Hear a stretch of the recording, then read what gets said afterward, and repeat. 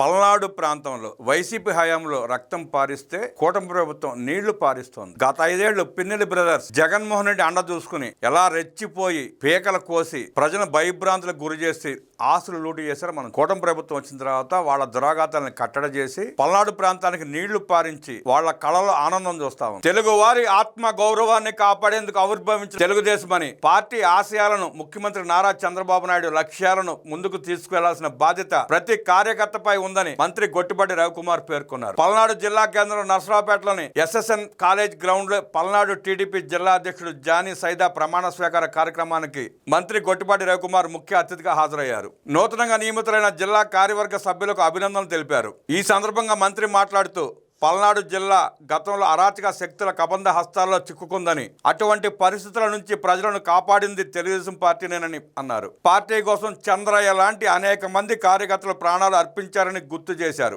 అలానే డాక్టర్ కోడెల శివప్రసాద్ గారి లాంటి గొప్ప నాయకుడిని కూడా గత వైసీపీ ప్రభుత్వం తీవ్రంగా ఇబ్బంది పెట్టిందని పేర్కొన్నారు. టీడీపీ కార్యకర్తల అంకిత భావం, కృషి వల్లే గత ఎన్నికల్లో అత్యధిక స్థానాల్లో పార్టీ విజయాన్ని సాధించగలిగిందని మంత్రి స్పష్టం చేశారు. గత ప్రభుత్వ హయాంలో పల్నాడులో అనేక మంది నాయకులు కార్యకర్తలు తీవ్ర ఇబ్బందులు ఎదుర్కొన్నారని, చిలకలూరుపేట ఎమ్మెల్యే పుల్లారావు ఆయన కుమారుడిని కూడా వేధింపులకు గురి చేశారని ఆవేదన వ్యక్తం చేశారు. ప్రతి కార్యకర్తకు పార్టీ అండగా ఉంటుందని, కార్యకర్తల సమస్యలు ఎప్పటికప్పుడు తెలుసుకునేందుకు జిల్లా డిఆర్సీ సమావేశానికి ముందే పార్టీ కార్యకర్తలతో ప్రత్యేకంగా సమావేశమై వారి ప్రతి అంశాన్ని చర్చిస్తామని హామీ ఇచ్చారు. అలాగే కార్యకర్తలకు, నాయకులకు ప్రభుత్వం తరపు నుంచి పూర్తి సహకారం అందిస్తామని స్పష్టం చేశారు. కూటమి ప్రభుత్వం అధికారంలోకి వచ్చిన తర్వాత పల్నాడు గ్రామాల్లో శాంతి సామరస్యాలు నెలకొన్నాయని మంత్రి గొట్టిపాటి తెలిపారు. గత ప్రభుత్వం పల్నాడు జిల్లా గ్రామాల్లో రక్తం పారిస్తే ప్రస్తుత కూటమి ప్రభుత్వం నీళ్లు పారిస్తూ అభివృద్ధి దిశగా అడుగులు వేస్తోందన్నారు. ఈ కార్యక్రమంలో పార్టీ నాయకులు, ప్రజాప్రతినిధులు, కార్యకర్తలు పెద్ద సంఖ్యలో పాల్గొన్నారు.